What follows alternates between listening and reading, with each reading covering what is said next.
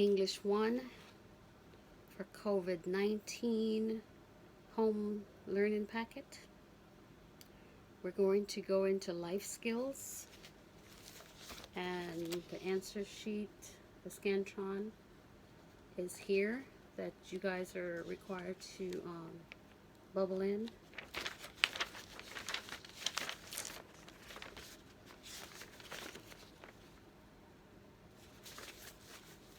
This is for questions 9 through 17, and I will read it to you guys and go over the question and answers.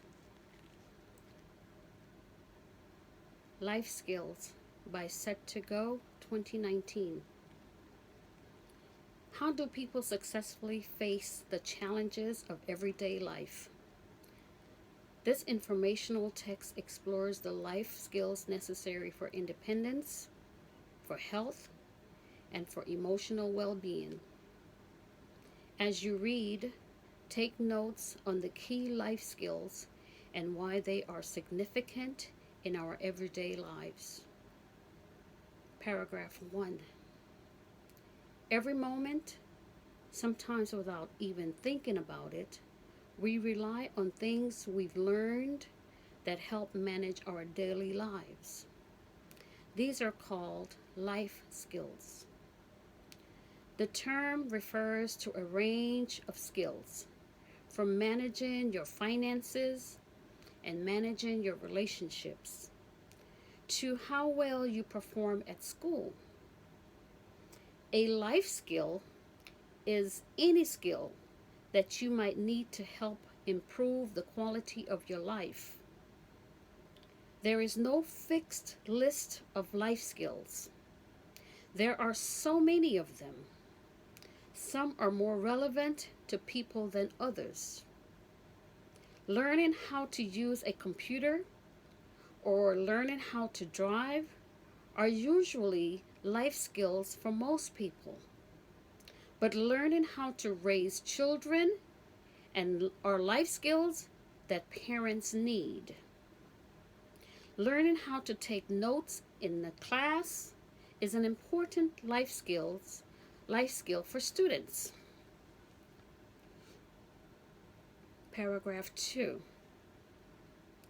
Because life skills can include the ability to manage many aspects of your life, the development of these skills can have a direct impact on how we feel about ourselves, how we feel about our emotional well-being, how we feel about our physical health, and even our independence.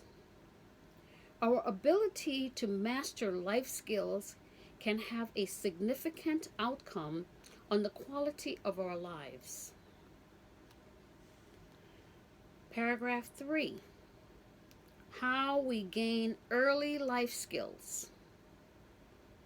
Young people acquire or gain a range of cognitive, which is a thought process, emotional, and social skills as they grow. Most of the time, these skills begin developing unconsciously in us as children, as a result of interactions with family and our surroundings.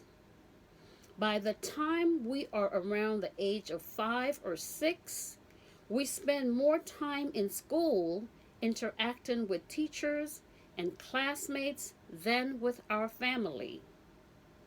Our experiences at school begin to have a huge impact on the development of our life skills. We learn how to play, communicate, and cooperate with others.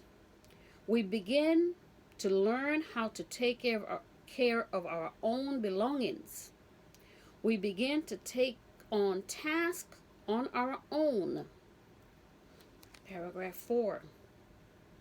While the basics of learning to manage our emotions and relationships are developed as young children, these relationships become more varied, or it varies, so widespread, from left to right. Sometimes it's minimal, sometimes extreme, and complex as we mature.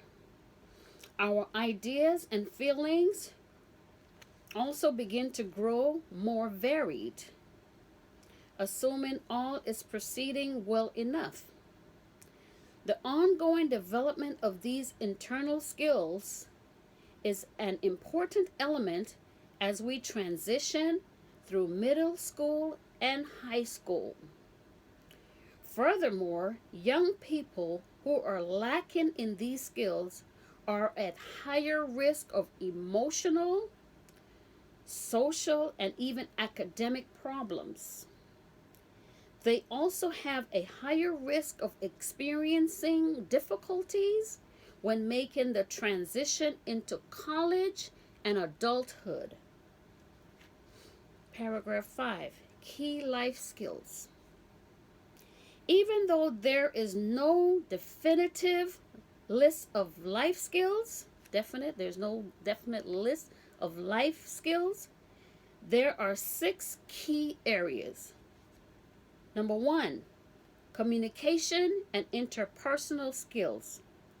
These are the skills that we use to work with other people, including how we receive and convey meaning to one another, whether verbally, physically, or written.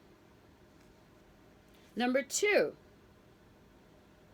decision-making and problem-solving life skills.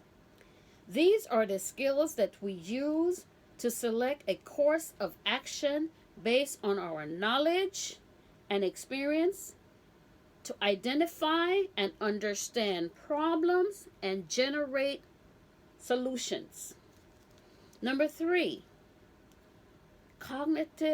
creative thinking and critical thinking skills, life skills. These are the skills required to think in different and unusual ways, to come up with new ideas and analyze facts in order to form judgments. Number 4, life skills. Self-awareness and empathy skills. Self-awareness is the ability you need to understand yourself. In order to understand yourself, in order to understand your emotions, to understand your feelings, your motives and desires, especially in relation to other people. Empathy plays a big role in our ability to relate and connect with others in personal, academic, and professional settings. It helps us to treat others with kindness and respect. That's empathy. It is the ability to see and understand something from another person's perspective. Number 5, assertiveness and self-control skills, life skills. These are the skills you need to be self-assured and confident without being aggressive. You'll also rely on these skills to maintain your composure during times when circumstances and emotions might have the ability to influence your behavior. Number 6, resilience skills, life skills. These are the skills you need in order to cope with and recover from setbacks. Life skills in the classroom. Just as you cannot learn to cook by reading cookbooks or to play a musical instrument just by listening to music on YouTube, skills like self-awareness, recognizing personal values, perseverance, managing relationships, etc., cannot be taught effectively within the classroom. These skills need to be experienced. However, there is much that can be done in school, both in the classroom and in other settings, that can promote and enhance these skills.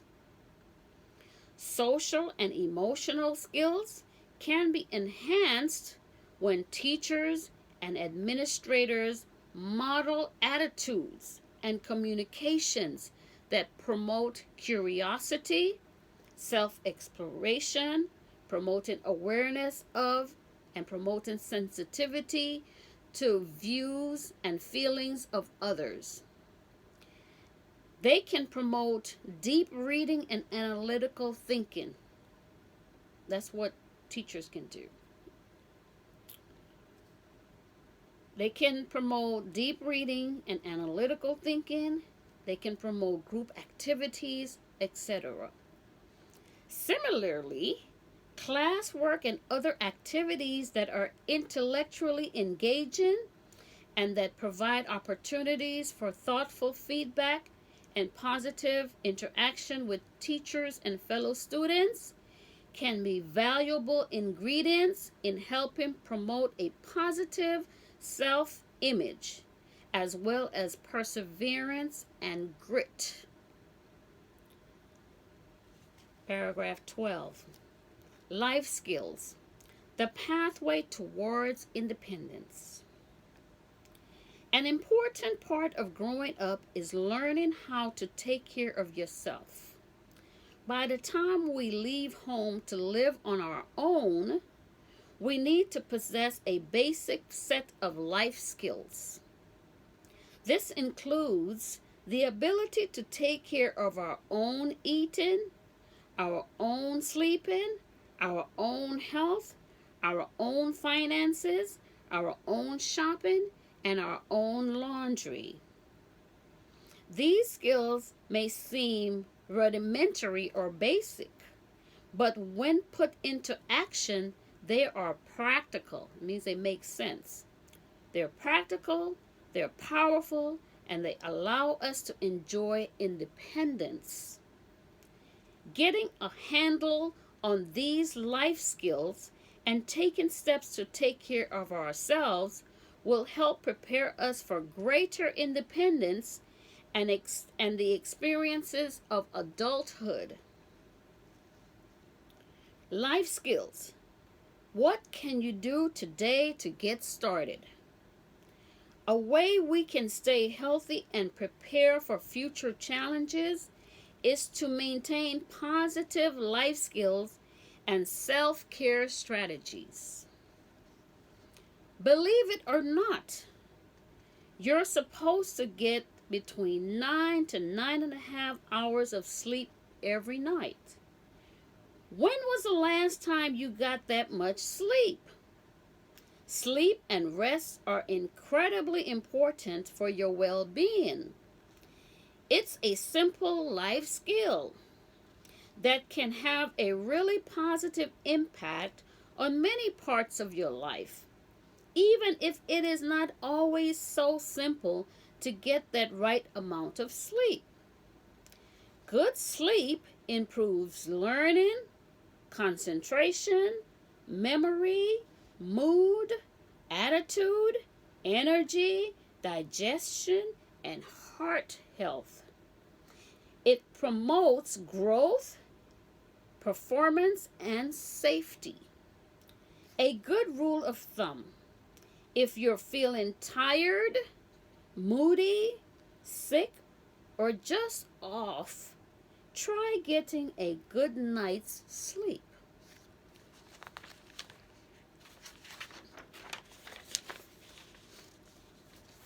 Good nutrition is another life skill that can promote emotional and physical health. This is something you can teach yourself and practice every day. You can read about it and ask a health professional about nutritious food. You should aim for a balanced diet and avoid things such as too much caffeine or too much sugar. Remember that when your body is healthy and in nutritional balance, you're bound to feel your best. And feeling best can boost your emotional health. Another life skill that will benefit your emotional and physical health is exercise. Exercise can boost your mood and release stress. It can be a good way to take your mind off of your problems and help you cope. Exercise is good for physical strength, energy, and stamina, and helps release feel-good hormones called endorphins. Exercise doesn't solve problems, but it's a life skill that can boost your ability to face them. Besides taking care of your physical and mental health, what is self-care? It's the skills that allow you to take care of your possessions, your finances, your studies, your to-do list, your time, to name a few. It is an important life skill to keep track of, take responsibility for, and take care of all the things that go into managing your life. When you're independent and no longer living with your parents or guardians, it's going to be up to you to develop the skills to manage your stuff on your own. Question number 9 and the answer. Number 9, why does maintaining internal skills become more important as a person gets older? I chose answer B. Relationships and feelings become complicated as children develop. Number 10, which life skill could be defined as a person's ability to keep going after a struggle? I chose number B, the resilience life skill. Number 11, how can teachers enhance the effective teaching of life skills? We have A, B, C, D. By demonstrating, by providing students with complex, nope. By allowing students to explore, nope. By challenge, nope. I say A, by demonstrating behavior that models appropriate life skills. Number 12, why do students need to develop basic life skills? I chose D, to be able to live on their own and take care of themselves. Number 13, part A, what is the central idea of the text? I chose that C, even though life skills are not directly taught, learning them has a profound impact on adult life. Number 14B, which detail from the text best supports the answer to part A? Question 14. I chose C. However, there is much that can be done in school, both in the classroom and in other settings, that can promote and enhance these skills, which is paragraph 12 in the text. Number 15, which quotation best describes the relationship between life skills and independence? I chose D. You'll also rely on these skills to maintain your composure during times when circumstances and emotions might have the ability to influence your behavior. Number 16. Which quote does the author use to support the idea that the ongoing development of life skills is necessary? I chose B. While the basics of learning to manage our emotions and relationships are developed as young children, these relationships become more varied and complex as we mature. Number 17. What is the author's purpose in paragraph 12? I chose D, to provide readers with an illustration of how life skills are taught. And that's it. We'll do the other section later.